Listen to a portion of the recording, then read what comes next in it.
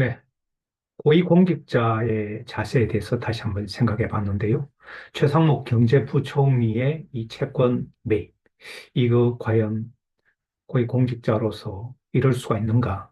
대한민국이 법치 사회라면 이런 것을 어디까지 용납해야 될지 한번 생각해 봤습니다. 아마 여러분들께서 보시기에 언론에서 크게 다루지 않아서 저는 이 문제가 별로 심각하게 안 느껴지는지 모르겠지만, 최상목 경제부총리의 이것은 현대판 탄관 오리 행태가 아닌가.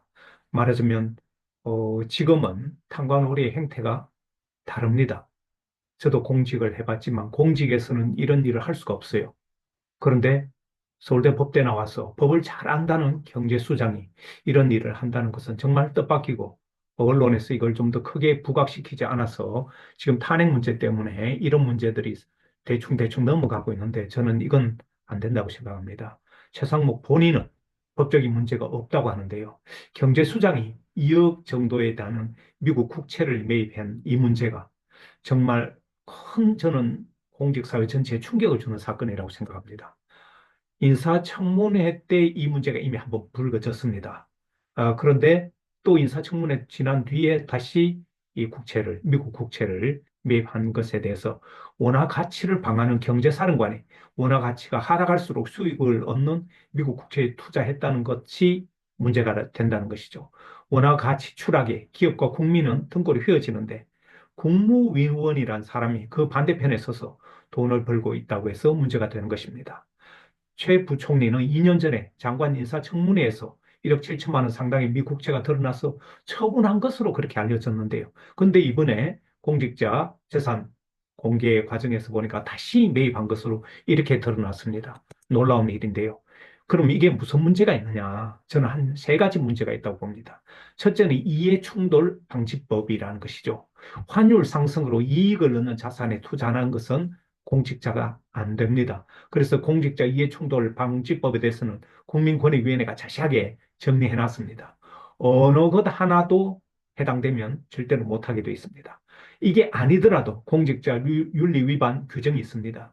경제부총리가 사익을 추구한다. 이거는 더 이상 보지 않아도 공직자 윤리 규정 위반에 해당될 것으로 저는 봅니다.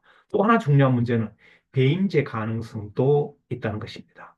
경제부총리는 국가 경제 안정이라는 임무를 갖고 있고, 환율 상승으로 이익을 얻는 미국 국채에 투자했다. 그리고 국가 경제 손해를 끼치고 사익을 추구했다. 이것이야말로 배임제 성립 가능성이 굉장히 높다는 것입니다. 이게 만약 싱가포르에서 이런 일이 벌어졌다면 공직자에 대해서 굉장히 엄격한 법 적용을 하기 때문에 싱가포르는 형사처벌감이라고 봅니다. 싱가포르는 이 범죄 행위가 발생하지 않고 범죄 의도만 드러내야 돼요.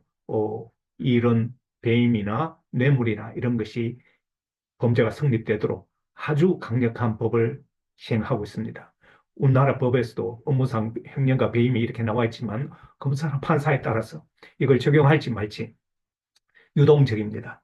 자, 여러분들 이 배임죄 가능성을 비롯해서 세 가지 규정을 최소한 저는 문제가 된다고 보는데요.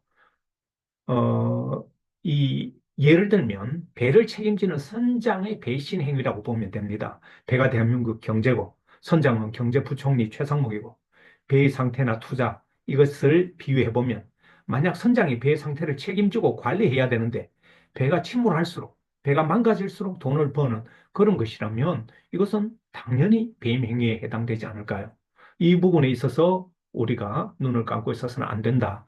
실제로 공익보다 사익을 택한 사람이 있습니다. 문은일 전 구로구청장은 보유한 170억 원대 주식을 갖고 있었는데, 구청장 업무와 이해 충돌 우려가 있다는 그 판결에 따라서 주식을 팔거나 백지 신탁을 하라고 했는데, 그렇게 할 경우에는 자기 재산을 지키기 어렵다고 판단했는지 공직 대신 재산을 택해서 문헌일 구로구청장은 사퇴를 했습니다. 오히려 정직한 거죠, 이것은. 왜냐하면 이 공직자로서 자기가 이런 경제적 이익을, 불이익을 볼 가능성이 높으니까, 그러면 그만두고 나가겠다. 최상목도 그렇게 하면 됩니다. 미국 국채가 탐이 나고 돈을 벌고 싶다면 한국의 경제를 책임지는 경제부총리 자리를 그만두고 나가면 돼요. 그렇지 않고 공직도 하고 싶고 사익도 추구하고 싶고 법적인 문제가 없다, 이런 소리를 하면 정상적인 국가라면 이런 사람을 경제부총리로 둬서는 안 되겠죠. 공직자 법규와 윤리 규정을 위반한 것이죠.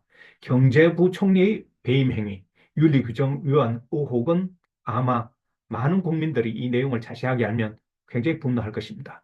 왜냐하면 공직자의 청렴 의무, 국민 신뢰를 스스로 저버리는 것이고 공익보다 사익을 추구하는 그런 공직자상을 지금 만들어주고 있습니다. 여러분, 2025년도에 한국의 공직사회도 굉장히 많이 청렴해졌습니다. 그런데 경제부총리가 아직도 이런 구태의연한 의식 속에서 법적인 문제가 없다는 그런 자기가 해석하고 있어요. 법의 판단은 판사가 할 것입니다. 저는 최상목은 법의 심판대에 설 것으로 봅니다.